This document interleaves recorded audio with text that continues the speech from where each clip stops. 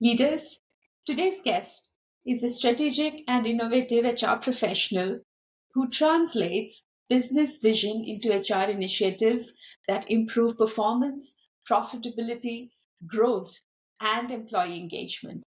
She has about 2 decades of experience in the field of human resources and believes in putting back the human into the workplace. She has worked with organizations like Fidelity Investments, State Street, Hudson Bay, and is currently Senior Director with Notre Dame Tech.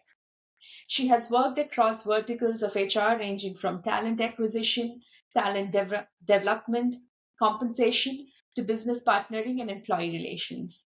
She's also worked in Hangzhou, China, for a period of 2 years in the capacity of an HR leader. She has led large teams which taught her the value of leadership and how that can make or break an organization.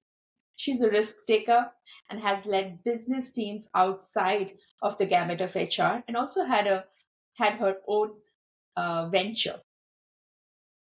She's a TED speaker, a trainee psychotherapist with transactional analysis as the background.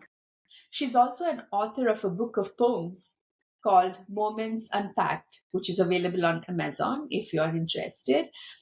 On a personal front, she's a proud mother of a teenager who has come to love parenting by embracing its love and fear that come along with it.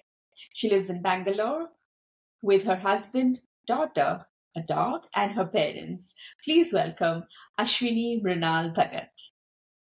Hi, Usha. Thank you so much for that lovely introduction. Of course, it's a pleasure to have you on board this podcast, Ashwini, and you're the first person to be on our video podcast. So really excited about Yeah, that. let's make it happen. Yes. So let's start with your profession itself. How did you come to be in HR? If you could tell us a little more. Okay, so just I just have to go back to a little bit of history. I think it was in my 10th grade that all I wanted to be was a doctor, and I still have that somewhere, that germ somewhere in my head. And for me, doctors were like people who would give back to the society, give back to people.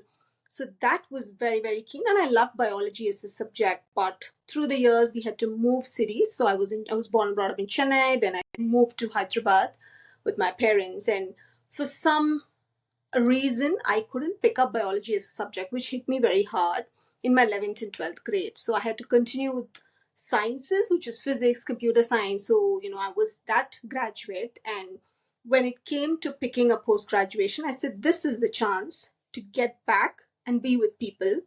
And what better than human resources? Honestly, Usha, at that point of time, that was my only thing, saying, okay, human resources means that I will get to talk to a lot of people. And so I said, there was a lot of push from my family saying, hey, MBA finance will give you a lot more money. I said, I'm not bothered about that. But what I want to do is HR, and here I am, Usha, with HR.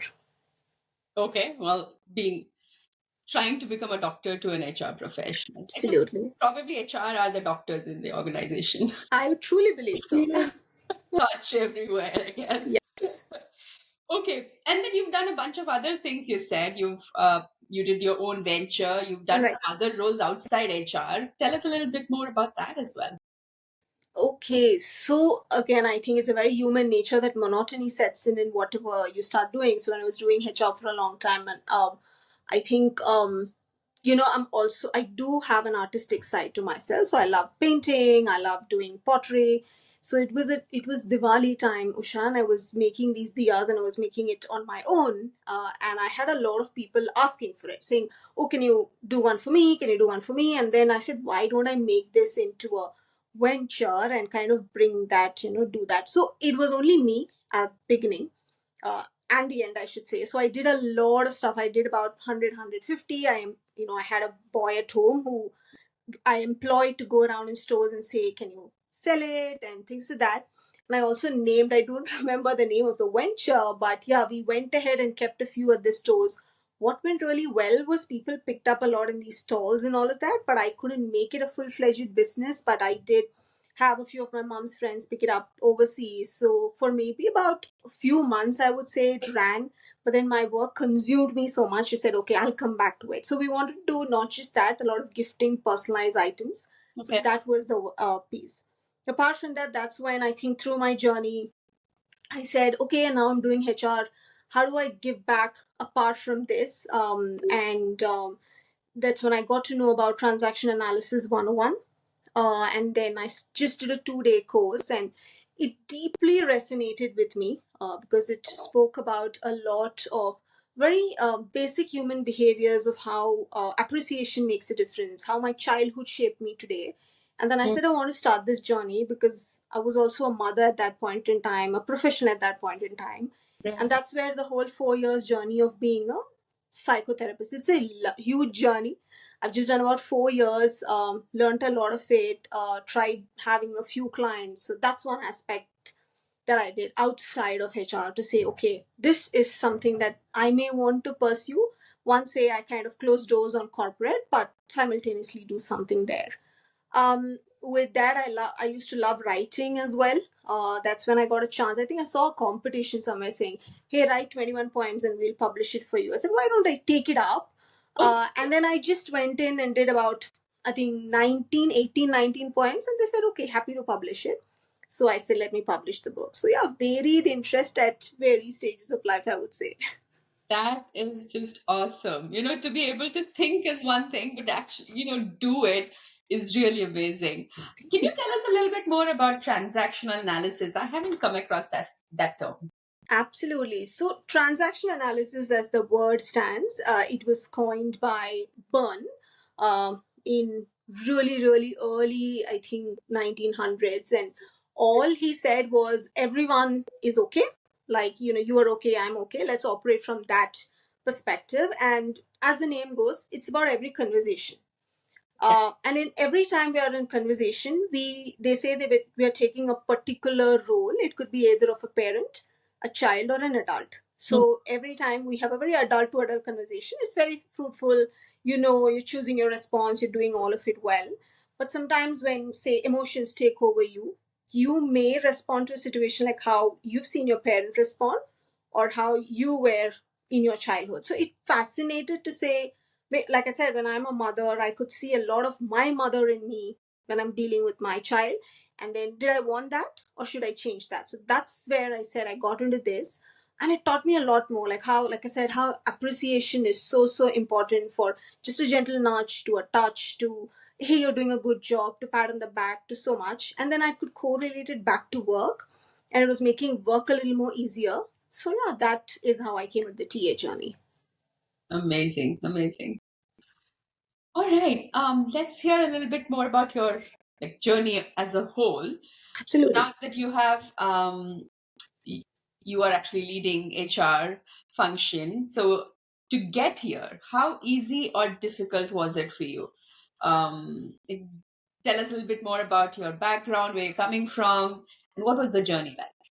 Totally. I think I alluded to it a little bit that I wanted to become a doctor and I couldn't pick up. So I do come from like I said, I was born and brought up in Chennai in a Bram family, and then there are certain expectations that the family have because everyone's either a engineer or a doctor, or so you have to get into that. And then I think I was someone who wanted to break the mold at that point in time and say, I'm not interested either in engineering, but I couldn't go to, being a doctor. So one is that, and one I do feel in the times that at least I was growing up, options for, say, it was very conveniently said, okay, you study a while and then maybe it's marriage and then, next. So that kind of was very subtly given to you. My parents were very supportive in a way, but very subtly told you, okay, this is how your life will Eventually, you proceed. have to be there. Yeah, eventually this is how it would be. And I'm like, no, I'm very ambitious. I want to do things and stuff like that. And then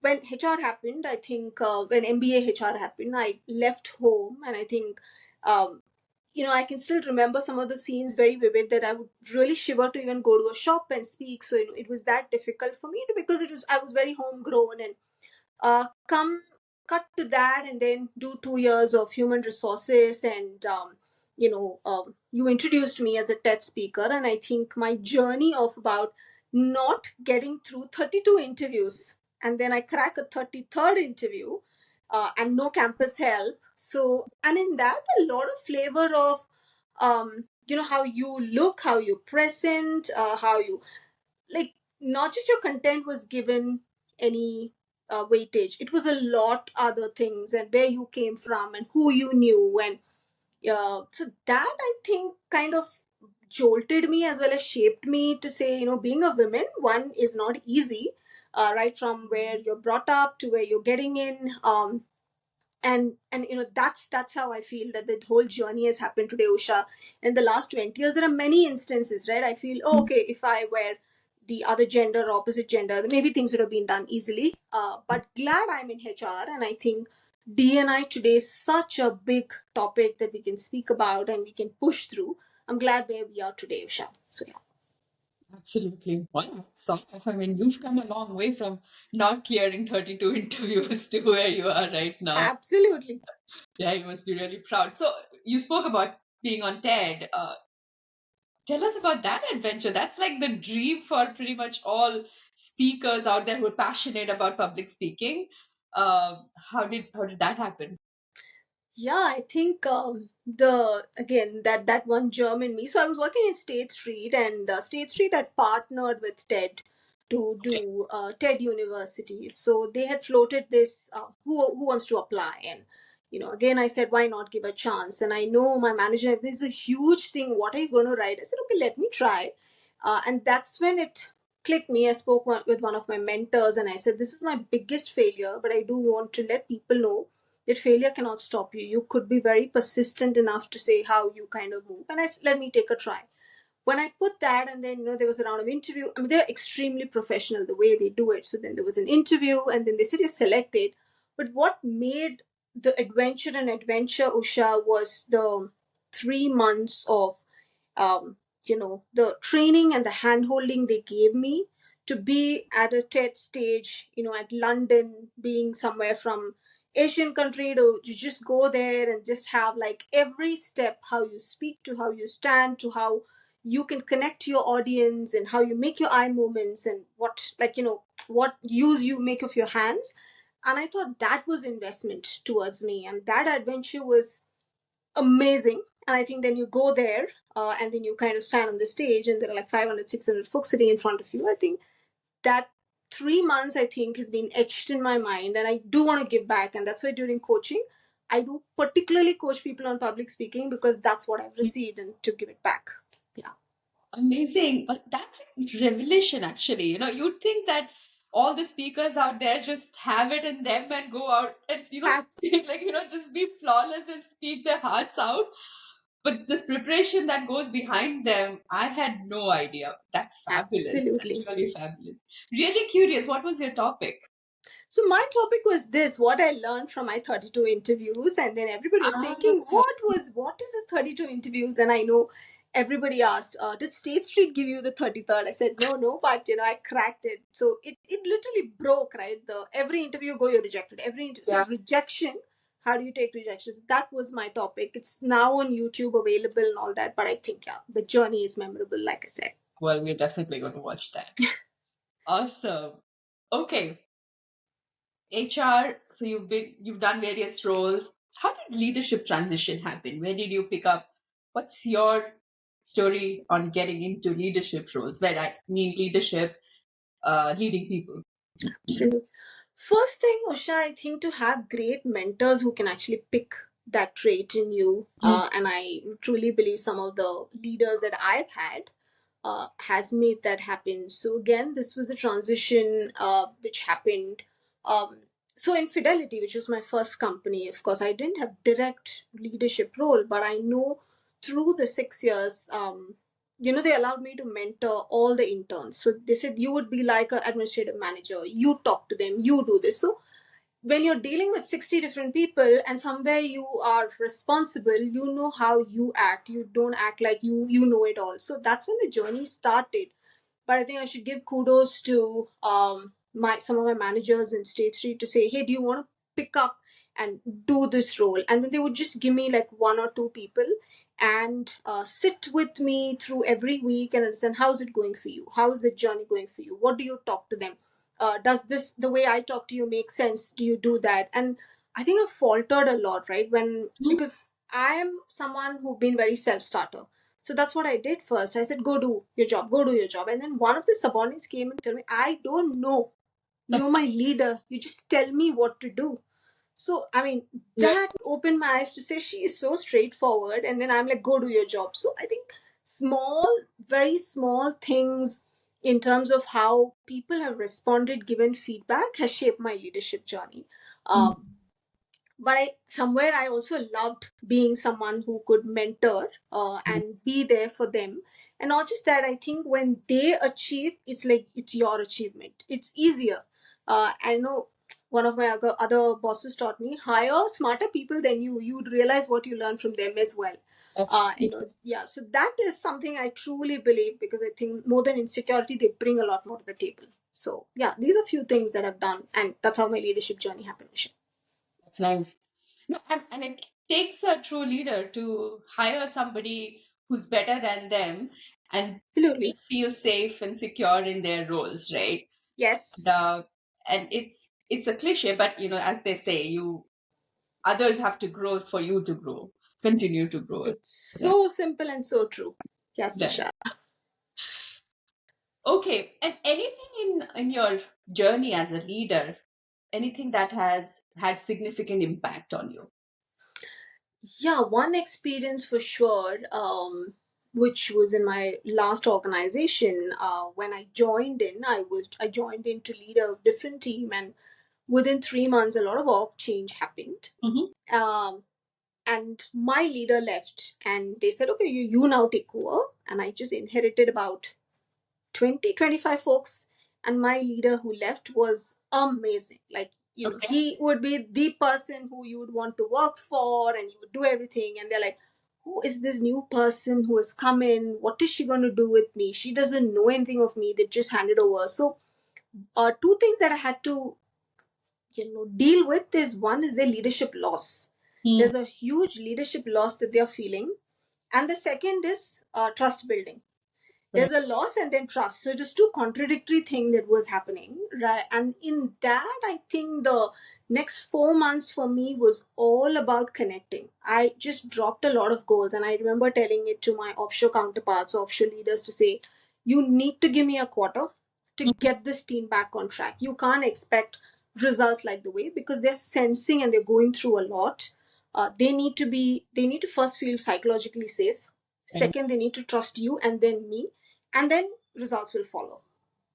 So to sit with everybody, I think I sat with everyone, not knowing them just from, okay, take, what have you done, like take, to say beyond their workplaces, what connected them here. Some of them had stayed for a long time. A lot of remorse on, oh, I have not grown, this leader is gone, what are you going to do for me? Yeah. Or to say, I don't want to work in this team, I want to do bigger things. A lot of it had happened. Um, and then after 3 months, honestly, a few left, which was good. Maybe three or four left, and I said, okay, that's their choice. Right. And then a few we were able to give promotions and move them to different teams. And then the cohort that stayed back, I'm very proud to say they're still in the organization. And that for me, I know I have moved out, but that for me to say they've grown there, they've been there, and they are able to find a value for themselves is huge, Ushan. So that has been a lovely leadership journey for me. How um, late or early was this in your journey as a leader? Was this like right at the beginning, or towards Yeah, when you were? this was right 3 months into my joining. So I joined, I remember, in May, and I think by August, September, everything had collapsed and I had to pick everything up. Oh, So it was just, and that's when, they didn't know me. So first, right. for them to know me as a person. And I think that changed a lot of perspectives. Before, it was you get job done and I'm there for you. It's like, and then to say, let's together get the job done, and I will be there for you beyond your workplace. So Right. that happened to me at my last organization, which is Hudson's Bay. And I think those connects still stay, because they do find that value what you've brought, and I find the value what they bring in. Yeah. And I think that's what's changed for me from a leadership perspective today. That's really a great story. Anything that stands out, like any incident or any conversation that you would want to narrate? Really curious. For sure. So, I had a TA leader Hmm. who I know the person moved and I had hired her, and she had also come in really early, like 6 7 months into my journey. Very very ambitious, another woman who wanted to do a lot of things, um and I know that she worked with me and she had a reporting back into someone in the Canada office as well. And Okay. I know she was not getting maybe the support that she needed, or she was finding it difficult to navigate a lot of things out there. Um, and I remember this one conversation which I sat with her and she said, I don't think I'm cut out for this. I don't think I'm going to do. I think they're not looking at me the way I should be looked at. There are other people who are getting it. And what happened to Musha was maybe who I was 8 years back is what I reflected on. And I know the struggle out there that she's going through. She's very ambitious. She wants to do, but somehow she's not able to create that visibility. And she's like, what can you do as a leader? I feel, you also have to go through them, and would you be able to do it for me? So then I knew the trust was also, Yeah. shaking. So all I could tell her is, let's work on this journey together. Rather than saying that leader versus this leader, it's about who you are. Hmm. Let's find out who you are and what you bring to the table, and let's put in very clear, maybe like meetings, as simple as that's what I'm saying, or what you would, how do we bring in your visibility, not just to me but to my manager, to your manager there, to your manager's manager there, even to the HR head. Let's find out all avenues, given you want to be seen, and that's when everybody would also know what you're bringing to the table. That was one simple thing. And then I know she was a young mother, so there's a lot to say, is my, I need flexibility. So is that something that's, so just to take that guilt away was also a conversation I remember having. Hmm. I've been there. I know your journey is very different. It's very very tough. So sometimes just pat your back for that. Yeah. Don't keep thinking, oh, I have to do more, I have to do more, and no one's looking at me. You are there looking at yourself. So pat a little bit of your back. And I think these two stood out. And today the girl, I know she stayed there for a long while. She's moved on, and she's now a leader of a team of people, and the confidence that she kind of shows to say, I know how to handle things. If they do this, I can stand up and talk to them. That for me is movement, Usha, from where she was to where she is today. And yeah, that kind of makes me a little emotional to say, my God, people can traverse the journey. You just need to be a nudge or just be there to support them. Yes, that's so true. And I really like the way you handled it, because sometimes the self-discovery is so important in what you are, what you stand for, rather than solving the problem outside, right? You call this the circle of influence versus the circle of constraint. And Absolutely. sometimes just you have to find yourself within you, and that is the solution for all your problems. So well put. Exactly that. Yes, Usha. Great, great. Okay, so I've not seen anybody bring up being a mother, and especially, being mother of a teenager as a path to self-discovery in the introduction. At least not the guest that I've had earlier. So that's really intriguing. So tell me about that. Like, how's that going, and what's that like, what's the fun aspect of it, not so fun aspect of it? My daughter is over 20 now, so Wow. been through that. I'm sure. Glad to know that, Usha. So yeah, where did it come from? And I think it's more of thanks to my TA journey, I should say, transaction analysis journey. Mm, uh, and every time they would ask you, when you introduce yourself, and I think it would be, oh, I am senior director so and so, and then they would say, strip all of that and say who you are. mm, Who are you? What is it that you love doing? What, if today tomorrow your job is taken away from you, what would you want to be known as? And what are you loving your journey through? And what else could you do? And I think that's when the whole thing struck me to say, I love being a mother for the fact that There are so many shades I discover in a day. Like my emotions go through 0 to 100 in a minute, and then it comes back to say, oh, okay, this is what, So I think that's when this whole part came as being an introduction to say, I am very happy to be, because that's a role which is not easy, honestly. And everybody just thinks, like I told you, oh, it's a part of your life, you will just do it. No, if all of us know that's the only topic in our lives which never has any book, any kind of previous guidance that it comes with. um and the second part too is, honestly, Usha, is there was a point in time when the transition was happening for my daughter. I felt that I was struggling and I couldn't connect. Right? There were a lot of times that I couldn't connect with her. She wanted to speak a lot of things, but I somehow felt the disconnect. And Right. I knew this is the make or break age till maybe about 18, 19, 20 max. And then they might move out of the house and they might have their own life. And that's when I think, when I started this to say, okay, today it's not that we don't have our crazy fights, do happen, but I can, for a moment catch myself and say, oh, okay, what's happening? Is it, am I pushing myself too hard? What's really happening? Is it me, or is it someone else who's speaking to her? Or, why is she coming? And what is the premise I want? I just want her to be as open and as transparent. It's okay. She needs to treat me that way, to say, anything happens, I can go and tell this lady in this house, be it my mother's friends. So that's why I feel this journey has been very, very beautiful for me, and I want to like keep it. So something what I do and I've been doing also is, from her age of 1, I've been writing letters, and that's Oh, not something I've given her. So okay. every year, some things which she might be very embarrassed of, or some things which I struggled with her, all of that, names we used to call her. And then my idea is to give it to her on her 16th birthday, so which is soon to happen. So yeah, that's something that's why I introduced myself that way, Usha. Amazing. Remind me of kuch kuch hota hai episode. Yeah, that's not, yeah, kuch kuch hota hai, but that's something I felt that, she could always have with her. That's really amazing. That's really thoughtful. I'm sure she's going to cherish those letters forever and ever. I still have some of my dad's letters from when I was in hostel and he used to write I'm to me. sure.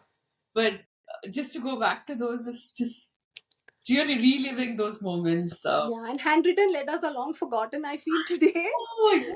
So, I yeah. feel so sad for this generation. They don't know about letters. The anxiety of actually getting the letter, Yeah. waiting for it And is, the smell of the paper and the yeah, pen and all of that. Yeah.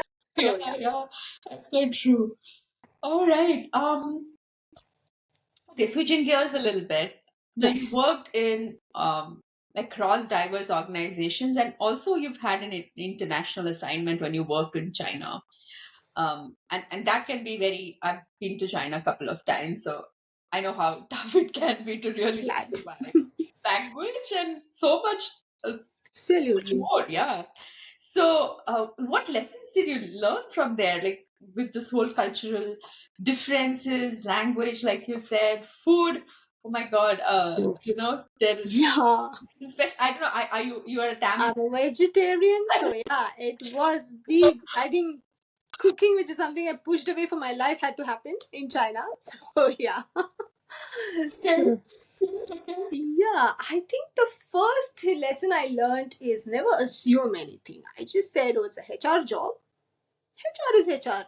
How different is it going to be? It's just a shift of a place.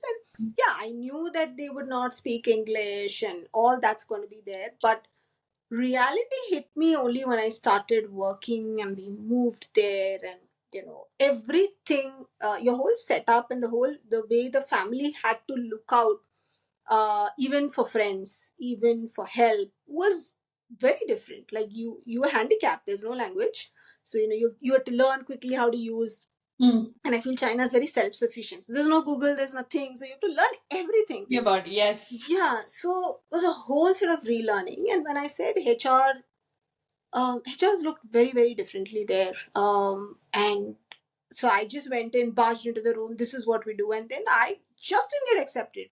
And then my manager had to sit down and say, this is not how it is. Understand our culture, understand our history, how we speak to people. Like a very small anecdote, Osha, in the interview, I learned that you don't ask, how are you?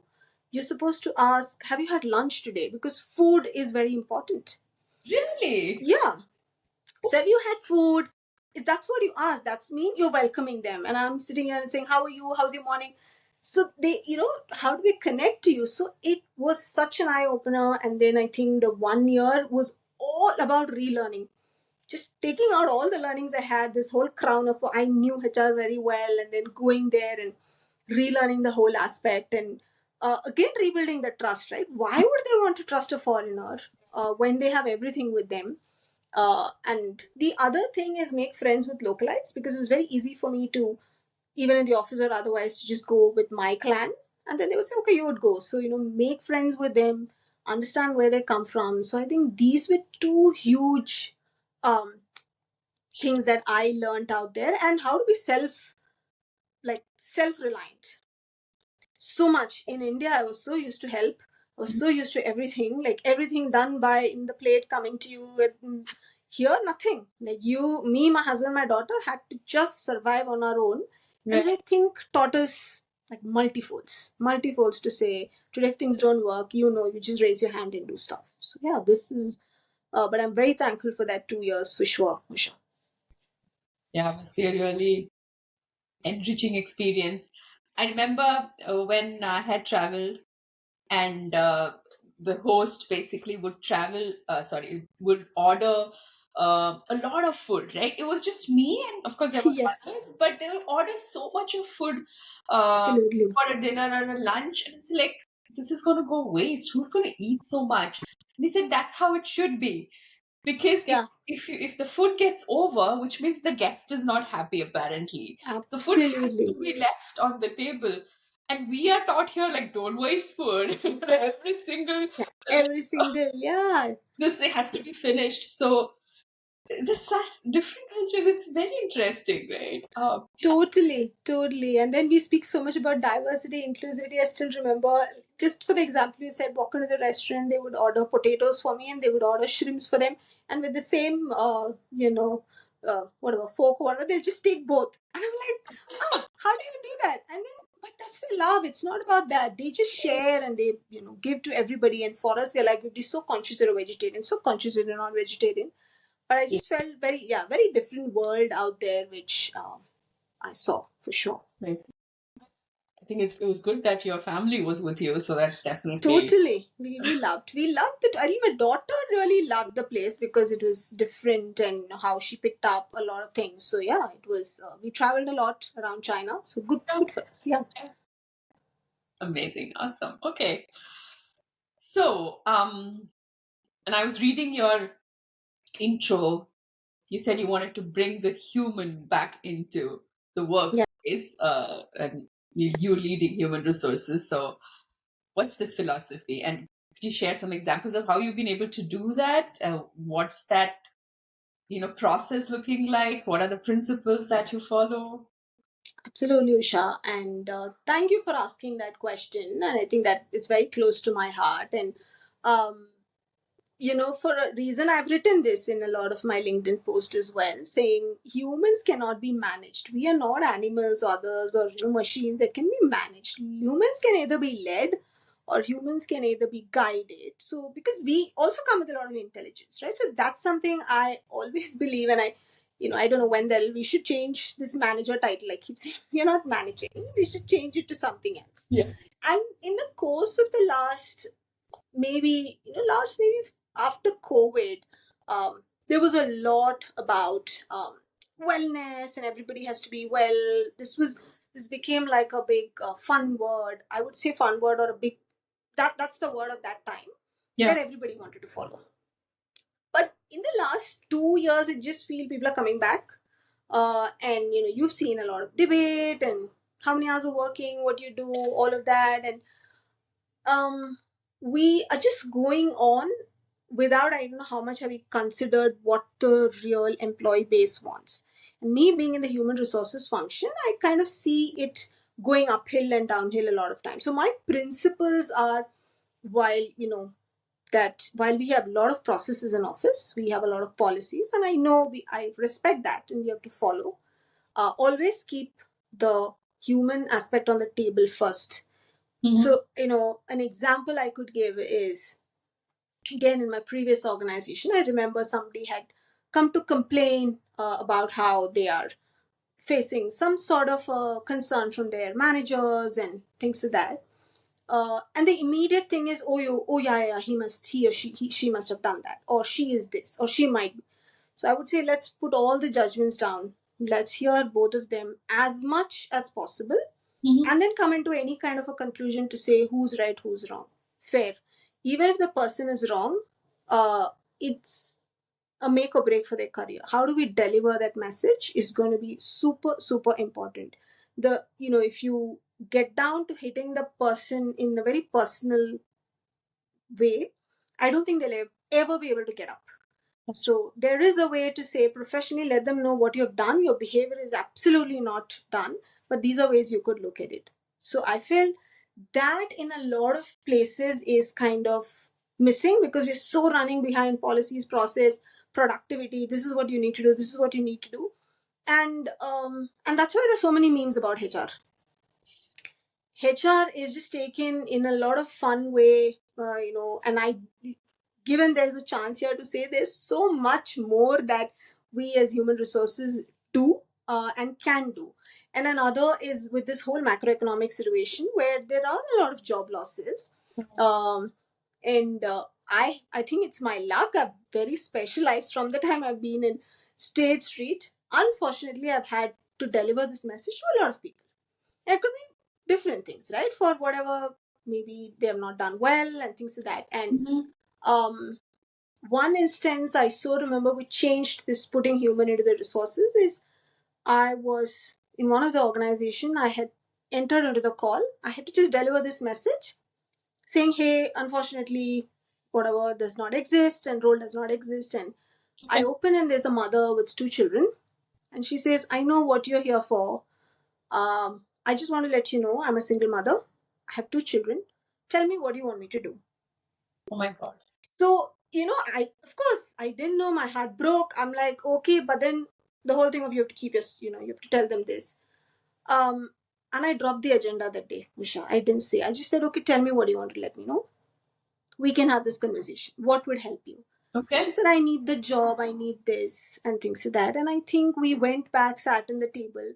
See, personal situations cannot be looked at when corporates are looking at different things. But at least at that point, when the mother needed me to say, I'm just looking at you as another mother, as another human, or whoever it is, let's talk. I'll come back to this when there's a right time. I think that's what I meant by putting human into the human resources, not deviating what you need to do. But I forgot the movie. They always say, when you have a choice to choose, always choose kindness. I feel human resources can do that very well. And kindness need not be a soft. Kindness could be kindness to that situation, kindness to the person at that point, and then get going with your job. Right. Yeah, this is what I want. Sort of, putting yourself in their shoes for that moment at least. Yeah, that's true. That's tough, actually. That Yes. would be really sticky situation for you. Yes. Yeah, and I like what you did there. Sometimes just listening and Yeah. Yeah. you ultimately, come back to it. Absolutely. Yeah. There's no hurry. Yeah, we all have a job to do, and I think we all get to there. But maybe sometimes it's about suspending that and being there, and then get back to the job. Yeah. Great. Okay, well, coming to the end of this conversation, really enjoyed it, Yeah. Ashwini. But any parting thoughts to the leaders out there? Of course, you yourself are a leader, but you obviously are dealing with a lot of leaders in the business that you're part of. Anything that you want to, any thoughts that you want to leave with? I I think it more so. I've told this through the podcast as well, and I think as leaders, we are not just responsible for ourselves, but we are responsible for a larger benefit of a lot of other people. So every time we make a decision, I just feel we could all take a moment to say, when I'm making this decision, what's the impact? Is it on me and my team and my organization? And I think just that thought can sometimes allow us to do things a little differently, and that makes a huge wave of difference for a lot of people. And that's what I would say. It's a very, very tough, lonely space to be in. So I do want to acknowledge leadership is not easy, but when given a chance, just that thought would change a lot, Usha. True. Awesome. Well, thank you so much for your time, Ashwini, and looking forward to staying in touch. Absolutely. Thoroughly enjoyed this conversation. Wish you all the best. Thank you so much, Usha, for having me. I loved speaking to you, and this 40 minutes has been amazing. Thank you so much, Usha. Well, I hope you liked that conversation. I thoroughly enjoyed it. To listen to more such conversations on leadership and teams, please subscribe to our channel, You Succeed with Usha. We'll be back with yet another leader and yet another story. Until then, keep leading the way.